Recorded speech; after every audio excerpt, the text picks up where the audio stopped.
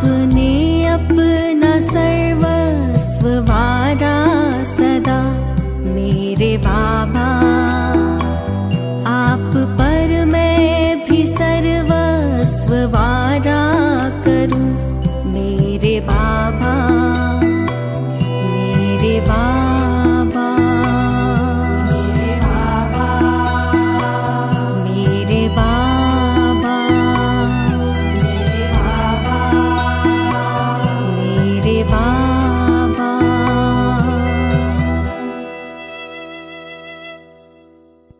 ओम शांति।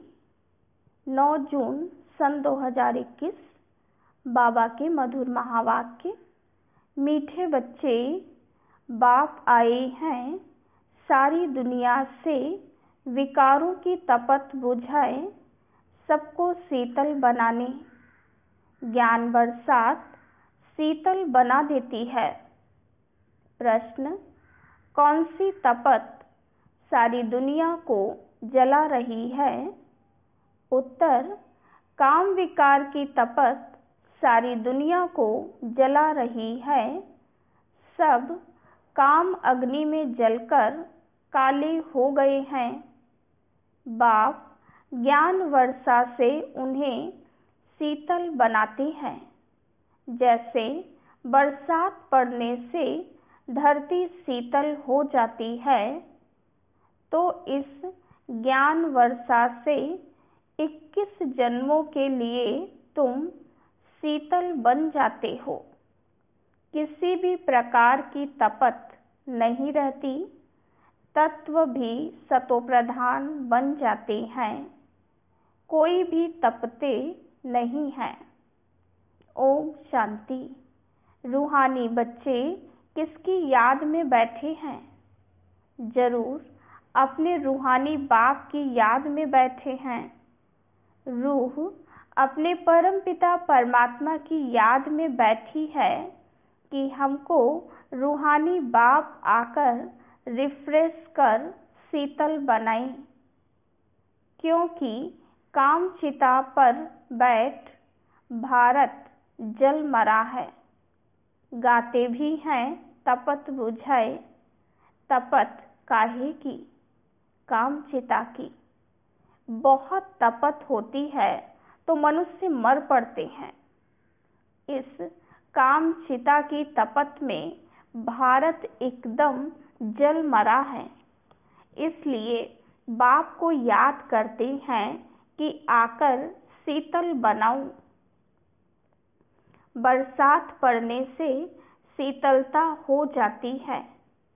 धरती शीतल हो जाती है। यह तो बरसात है ज्ञान की। एक ही बार आकर इतना शीतल बनाते हैं, इतना सब कुछ दे देते हैं जो सतयुग में कोई भी चीज की उत्कंठा नहीं रहती है। आधा कल्प उत्कंठा में रहते आए हो। बाबा आकर शीतल बनाओ। पतित पावन बाप आकर हमको शीतल बनाए। इस ज्ञान वर्षा से भारत अथवा सारी दुनिया शीतल हो जाती है। तुम स्वर्ग के मालिक बन जाते हो। मनुष्य मरते हैं तो कहते हैं स्वर्गवासी हुआ। वो तो सिर्फ मुख मीठा करते हैं। तुम जानते हो स्वर्ग की अब स्थापना हो रही है। बाबा आया हुआ है। यह ज्ञान वर्षा कर रहे हैं। शीतलता का असर 21 जन्म रहता है। वहाँ न बरसात न किसी भी चीज की इच्छा रहती है। सदैव बाहर ही बाहर रहती है। वहाँ कोई भी प्रकार का दुख नहीं रहता। सूर्य भी सतोप्रधान बन जाता है। कभी तपत नहीं दिखाते हैं। तुम सारे विश्व के मालिक बन जाते हो। अभी तो गुलाम है ना। गाते हैं मैं गुलाम तेरा। बाप को याद करते हैं। अब बाप कहते हैं, तुम्हारी सेवा में मैं तुम्हारा गुलाम आकर बना हूँ। तुम बच्चों की सेवा करता हूँ। पराए पतित देश पतित शरीर में मैं आता हूँ। इस पतित दुनिया में एक भी पावन हो नहीं सकता। सतयुग को पावन, कलयुग को पतित कहा जाता है, क्योंकि सब विकारी हैं। भारतवासी ही इस नॉलेज को समझेंगे। जिन्होंने 84 जन्म लिए हैं वही यह नॉलेज सुनेंगे। व जो सतयुग त्रेता में आने वाले हैं वही आकर ब्राह्मण बनेंगे, नंबरवार पुरुषार्थ अनुसार। बाप ने समझाया है, अभी तुम ब्राह्मण वर्ण में हो, फिर वही देवता वर्ण में आएंगे। ब्राह्मण वर्ण अर्थात ब्राह्मण धर्म स्थापन करने बाप आते हैं। ब्रह्मा ब्राह्मण धर्म स्थापन करते हैं। ऐसे नहीं कहेंगे कि परमपिता परमात्मा आकर शूद्रों को ब्राह्मण बनाते हैं। यह तुम्हारी बाजोली चलती है। यह तो बहुत सहज है। तुम जानते हो यह चक्र कैसे फिरता है।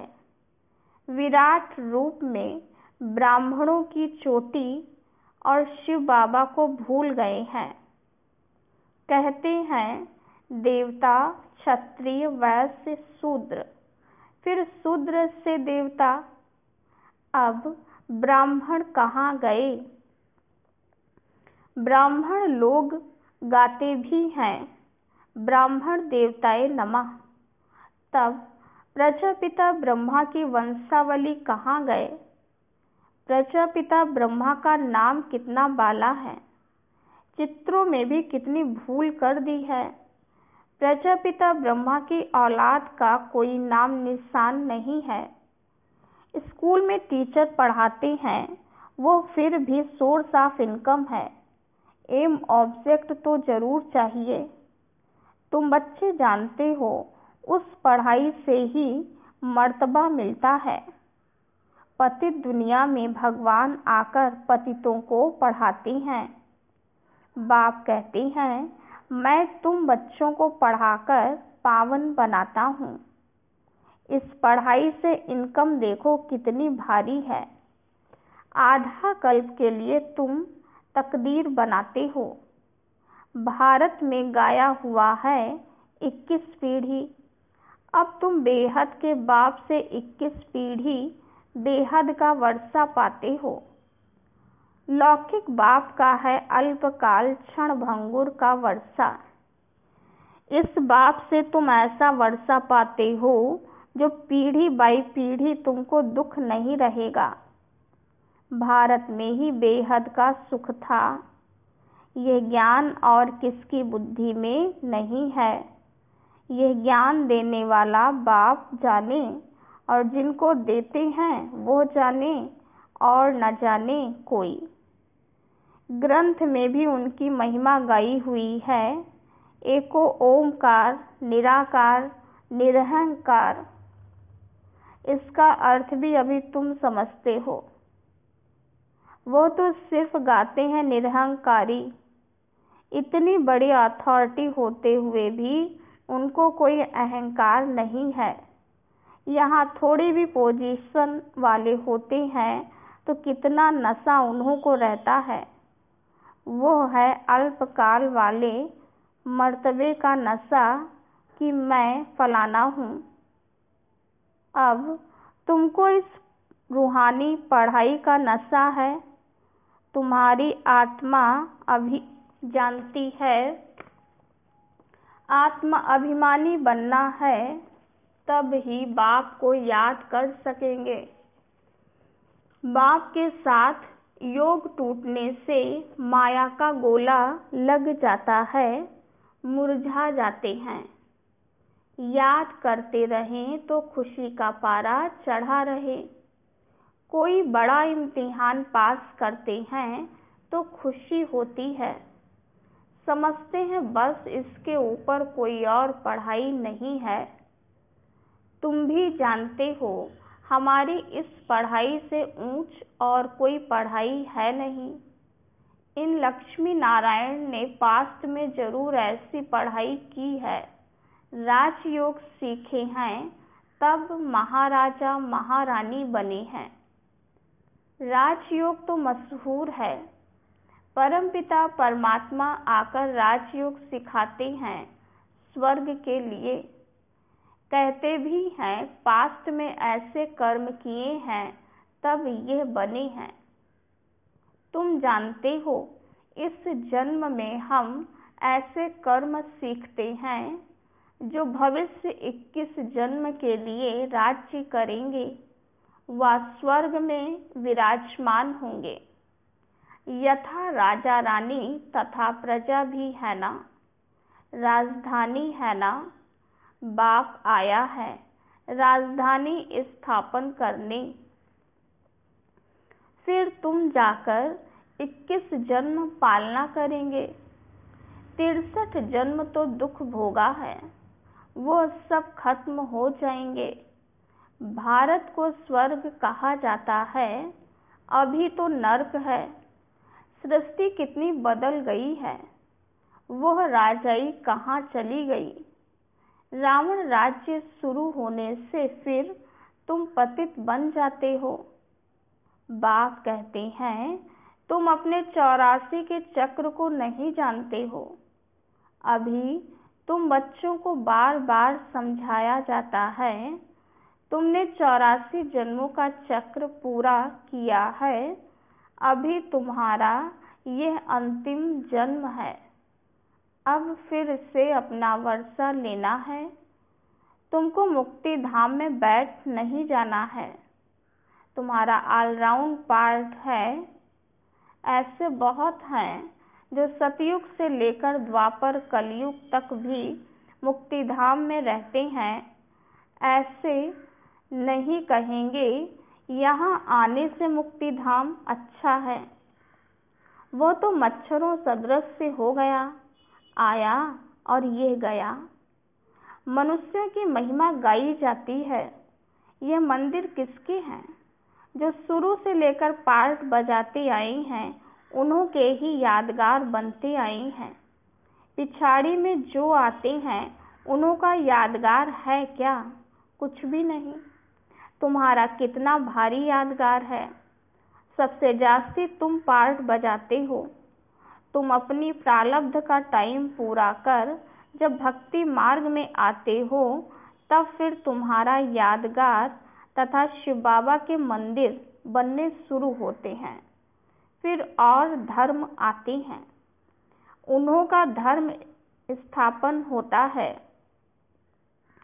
तुम अपनी हिस्ट्री ज्योग्राफी भी जानते हो और सब धर्म वालों की भी जानते हो। 84 जन्मों की सीढ़ी है। पहले हम स्वर्ग में आते हैं, फिर उतरते कैसे हैं ये तुम्हारी बुद्धि में है। हर एक जन्म में भिन्न नाम रूप वाले मित्र संबंधी आदि मिले हैं। ये सब ड्रामा में तुम्हारा पार्ट पहले से ही नूंधा हुआ है। ये बेहद का ड्रामा है जो हूबहू रिपीट होता है। तुम जानते हो हम सो देवी देवता थे जो 84 जन्म ले शूद्र बने, फिर हम सो देवी देवता बनते हैं। मनुष्य तो कह देते आत्मा सो परमात्मा, वास्तव में हम सो का अर्थ यह है, वो फिर कह देते आत्मा सो परमात्मा, परमात्मा सो आत्मा। रात दिन का फर्क है ना। तुम अभी इन सब बातों को जानते हो। तुम अभी पांडव बने हो। कौरव पांडव भाई भाई थे ना। अभी बाप मिला है तो तुम कौरव से भी पांडव बने हो।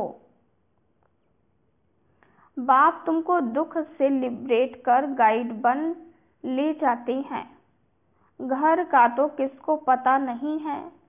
वो कहते हैं आत्मा ब्रह्म में लीन हो जाएगी तो घर थोड़े ही ठहरा, घर में तो रहा जाता है। उनको इनकॉर्पोरियल वर्ल्ड कहा जाता है। अभी तुम बच्चे जानते हो, हम निराकारी आत्मा निराकार वर्ल्ड में बिंदी मिसल निवास करते हैं। वहाँ भी निराकारी झाड़ है। यह ड्रामा बना हुआ है। बीज और झाड़ को जानना है। इसका नाम ही है वैरायटी धर्मों का झाड़। यह मनुष्य सृष्टि है, इनका बीज रूप बाप है। कितनी वैरायटी है।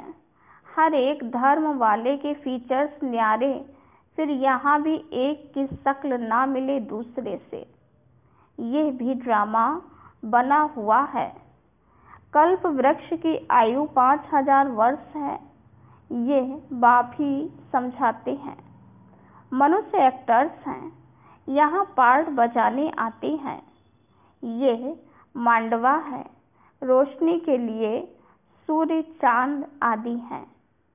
यह कोई देवता थोड़े ही हैं, ये तो बत्तियां हैं, परंतु सर्विस करते हैं इसलिए देवता कह देते हैं। वास्तव में देवताएं कोई सर्विस नहीं करते हैं। सर्विस तो तुम बच्चे करते हो। बाप ओबीडियंट सर्वेंट है। बच्चे दुखी होती हैं तो बाप को तरस पड़ता है। बाप आए हैं समझाने। तुम बच्चों को फिर से सो देवी देवता पद प्राप्त कराने आता हूँ। चढ़ती कला उतरती कला हर चीज की होती है। पुरानी दुनिया को तमो प्रधान, नई दुनिया को सतो प्रधान कहा जाता है। हर एक चीज नई सो पुरानी होती है। आत्मा कहती है यह शरीर भी तमो प्रधान पतित है। यह सतयुग में आत्मा और शरीर सतो प्रधान थे। माथा नहीं खपाते थे। आत्मा को अब ज्ञान मिला है, स्मृति आई है। हम 84 जन्म लेते हैं। यह राज बेहद का बाप समझाते हैं। दुख में बाप को ही पुकारते रहते हैं, रहम करो हे दुख हरता सुख करता। भारत ही सबसे सुखी था ना। भारत जैसा पवित्र खंड और कोई हो नहीं सकता। अभी बाप तुम बच्चों की झोली अविनाशी ज्ञान रत्नों से भरते हैं। कभी ऐसा बाप देखा है? कहते हैं बच्चों, मैं तुम्हारे लिए बैकुंठ सौगात में लाया हूँ। तुम स्वर्गवासी थे, अब पतित नरकवासी बन पड़े हो। पावन उनको कहा जाता है जो विकार में नहीं जाते हैं। सतयुग में है संपूर्ण निर्विकारी, इस समय है संपूर्ण विकारी। बाप कहते हैं तुम भी संपूर्ण निर्विकारी थे, अब संपूर्ण विकारी बने हो। फिर संपूर्ण निर्विकारी देवता पद पाना है बाप को याद करने से। अक्षर देखो कितने अच्छे हैं। मन मना भव, मुझ बाप को याद करो तो तुम तमो प्रधान से सतो प्रधान बन जाएंगे। मैं सर्वशक्तिमान हूँ ना, मुझे याद करो। याद को ही योग अग्नि कहा जाता है, जिससे तुम्हारे पाप दग्ध होंगे, तुम पवित्र बन जाएंगे। अच्छा, मीठे मीठे सिकीलिधे बच्चों प्रति माता पिता बाप दादा का याद प्यार और गुड मॉर्निंग। रूहानी बाप की रूहानी बच्चों को नमस्ते। हम रूहानी बच्चों की रूहानी बाप दादा को याद प्यार गुड मॉर्निंग और नमस्ते। धारणा के लिए मुख्य सार। पहली पॉइंट, रूहानी पढ़ाई के नशे में रहना है। बाप समान निरहंकारी बनना है। पोजीशन आदि का अहंकार नहीं रखना है। दूसरी पॉइंट, अपनी झोली ज्ञान रत्नों से भरनी है। संपूर्ण निर्विकारी बन देवता पद पाना है। कभी भी मुरझाना नहीं है। वरदान, सर्व आत्माओं के पतित संकल्प व वृत्तियों को भस्म करने वाले मास्टर ज्ञान सूर्य भव। जैसे सूर्य अपनी किरणों से किचड़ा, गंदगी के कीटाणु भस्म कर देता है, ऐसे जब आप मास्टर ज्ञान सूर्य बनकर कोई भी पतित आत्मा को देखेंगे तो उनका पतित संकल्प, पतित वृत्ति व दृष्टि भस्म हो जाएगी। पतित पावनी आत्मा पर पतित संकल्प वार नहीं कर सकता। पतित आत्माएं पतित पावनियों पर बलिहार जाएंगी। इसके लिए माइट हाउस अर्थात मास्टर ज्ञान सूर्य स्थिति में सदा स्थित रहो। स्लोगन, अपने धारणा स्वरूप से योगी जीवन का प्रभाव डालना, यह बहुत बड़ी सेवा है। अपने धारणा स्वरूप से योगी जीवन का प्रभाव डालना, यह बहुत बड़ी सेवा है। ओम शांति।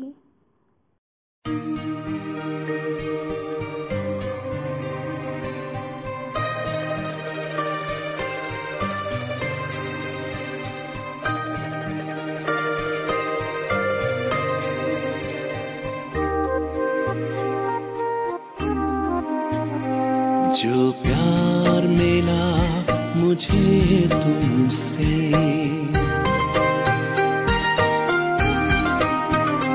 जो प्यार मिला मुझे तुमसे, वर्णन करूं मैं कैसे मुख से।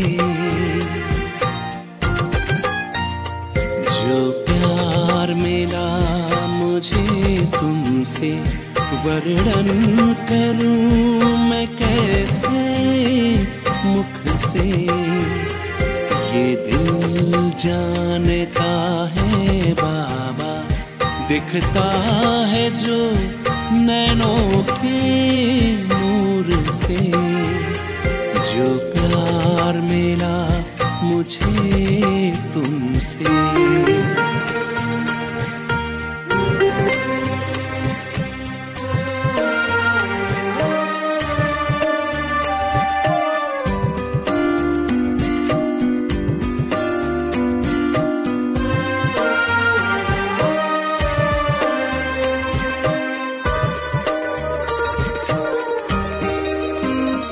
मुझको इतना सम्मान दिया, मेरे लाडले कह दुलार दिया।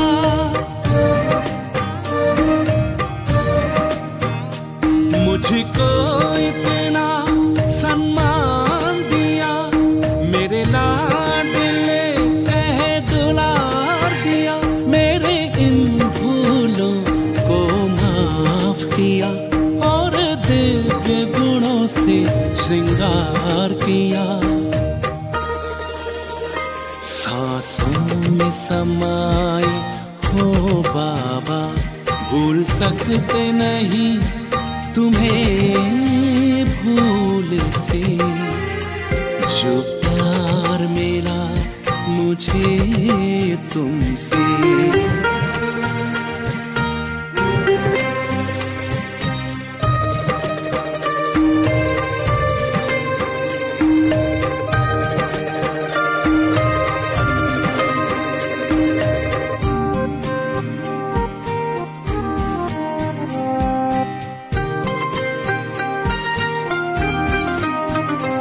तन है यहाँ मेरा मन है वतन, उड़ता हूँ मैं अब बाबा के संग।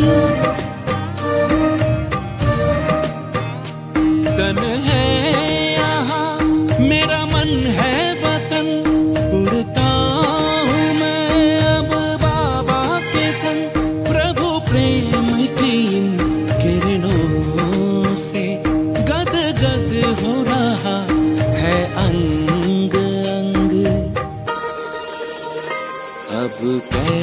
जमीन पे नहीं रहते, जब छूटा माया के चंगुल से।